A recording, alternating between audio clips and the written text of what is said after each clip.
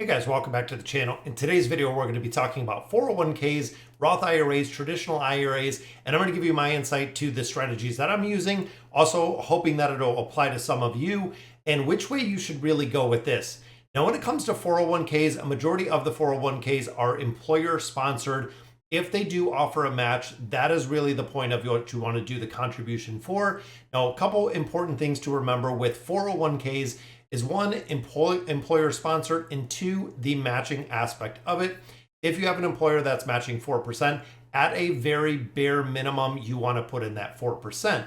Now remember, we do want to save up to that 15% of your salary is the ultimate goal when it comes to retirement. The earlier that you do this, the better it's going to be.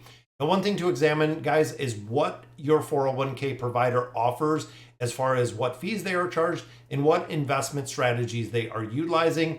Most of the time, when it is a sponsored plan, there's going to be an employer that is behind it. There's going to be a company that actually runs your employer sponsored plan, making sure that you really make the most out of it.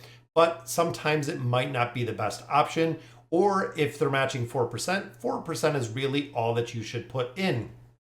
Now, the difference between that, guys, gives us a pretty significant amount. And there are additional benefits, which again, we're going to go through the Roth. I want to go through the traditional, really talking about the IRAs and kind of how we choose them. And the big thing between the Roth and the traditional IRA is the traditional IRA offers a tax deduction. Now, as you get older, as you get more established, as you start earning more income, this can be super beneficial when you're trying to lower the tax bracket or the paid taxes in when you do file your taxes. It is a really big benefit if you can go ahead and contribute to a traditional IRA. Now, on the other hand, when you're newer, let's say you're 18, you have your first job, even when you're 20, 25, 30, when you're not earning as much money, in my opinion, it is the best option to go with the Roth. And I'm going to go through exactly why. But with the Roth, you get no immediate tax advantage, which starting out in a career, you're at a much lower tax bracket, meaning you're paying a lot more. Big thing with the Roth, guys, is contributions can be withdrawn at any time without taxes or without penalties. That does not apply to the traditional IRA. The traditional IRA, you have to reach 59 and a half before you can start doing your withdrawals. If you do them prior to that, you do have to pay taxes on it.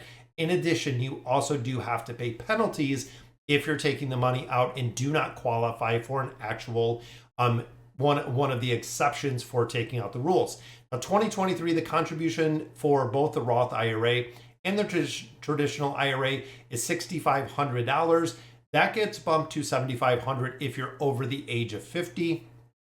Now, again, if you're newer to the career, if you're not making, I would say probably over $70,000, $80,000 a year as an individual, Roth IRA would be the way to go. Just again, you're not only going to put money in there after tax, which means you're paying the tax on the money now, but the big benefit of doing the Roth is once you see the growth in your younger years. So let's say you open an IRA, a Roth IRA, and you contribute to it for the next 10 years, and it grows exponentially in value.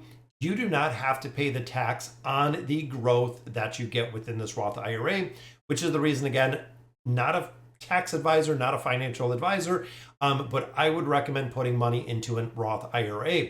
The only time the traditional IRA really comes into play is when you're trying to lower your taxes for the year because you made so much money. With that being said, guys, both IRAs have to fall within income limits. So you're going to have to look that up and see exactly where the income limits, there are caps.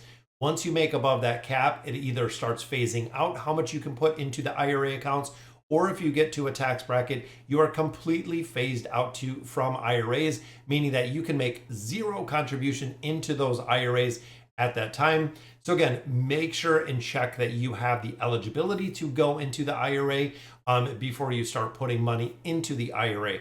Now again, the real big difference between those is the Roth does not get the tax advantage. The traditional gets the tax advantage, but similar to the Roth, with the traditional, you do have to pay the taxes on the growth when you pull the money out in a lot of years. So why does the Roth work so well for so many savers? Again, early withdrawal rules, much more flexible when it comes to the Roth. you can take, again, the contributions out. So let's say over the next 5 years, I put $15,000 into a Roth. We have $2,000 in growth. That $15,000 that I put into that Roth, with it being after tax money, you can take that out completely tax-free. You don't have to pay anything for that. The only way that you have to pay interest is if you're taking out the growth before a certain amount of point on a Roth IRA.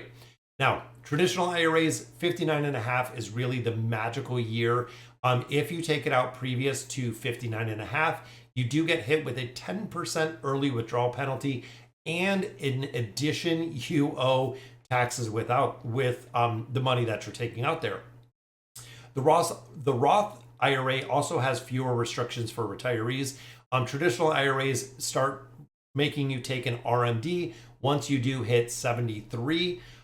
It's going up essentially by 2033. They're saying the age to take money out and the RMD is required is 2023 is going to be 75 at that point. But the big thing, guys, also with the traditional IRAs is you have to take money out. They're forcing you, the government is forcing you to take money out of those IRAs. When you remove money from that IRA, you have to pay tax on it.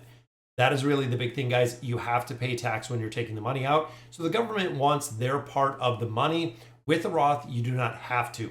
If you do not need to utilize some of that Roth money, you don't have to pay. You don't have to pay the taxes on it. You don't have to take the money out. It is not subject to the required minimum distributions. Now, unless you're an extremely disciplined saver, you'll end up with more after-tax money in a Roth. That is really the big thing, guys, is with a Roth IRA, it is because of the after-tax value. Putting the money in there, again, I really feel like that is the super, super strong benefit of getting that. If there's an emergency and you need money, if there is, let's say, expensive home repairs, you can take money out of there. You can dip into this thing when you need to. Again, not dealing with the growth factor of it, but dealing with the principle that you can take out completely tax-free. Now, big thing that we talked about in the beginning with the 401ks is funding a Roth in conjunction with the 401k gives you some diversification because you don't have everything in the 401k, you don't have everything in the Roth. You're actually doing a split with both of them. One thing I do want to point out with the Roth and the traditional IRA, both of them, guys, are an amazing investment vehicle. Personally, I would use outside of the bank and the credit union to do Roth IRAs, because if you go to a financial institution, if you're doing IRAs in your banks or your credit unions, now while the money is FDIC or NCUA secured, it is not invested in the market. And that is really the big thing, guys. Where you look at an S&P 500 that is 8 to 10% per year over a 10-year span, you're definitely not going to get that by any means or even remotely close when it comes to putting this IRA money into financial institutions, which it can have a lot more benefit. Now, if you're interested in opening a IRA account, whether it be Roth or traditional, I have a link right down below for M1 Finance. They do absolutely phenomenal. I've been using them for about 7 years now for all of my investment strategies. So again, I wanted to go over kind of what I use within there. So the general rule, guys, when I started out, again, for probably about the first 12 years being a professional, getting into my career, both my wife and I were putting money into a Roth IRA. It was really the way to go. We wanted that after-tax benefit. Once we got established in our career and our income increased substantially, it was a time that we are looking for tax deductions. Now, because of the income we receive, we are not eligible. We are actually incomed out of contributing into an IRA. So to offset this, we can actually increase the money we're putting into a 401k, which is not a Roth 401k, but it is a traditional or a pre-tax IRA. So we can increase that to lower our taxable income, which is exactly what we're looking to do, guys. The less that you pay for the government, the more that we're saving overall is the way to do it. All right, guys, so just wanted to give you a real general overview of the traditional IRAs, the Roth IRAs, and also the 401k plans. If you have any additional questions, go ahead and drop them down in the comments below. I will take a look at them and answer them for you.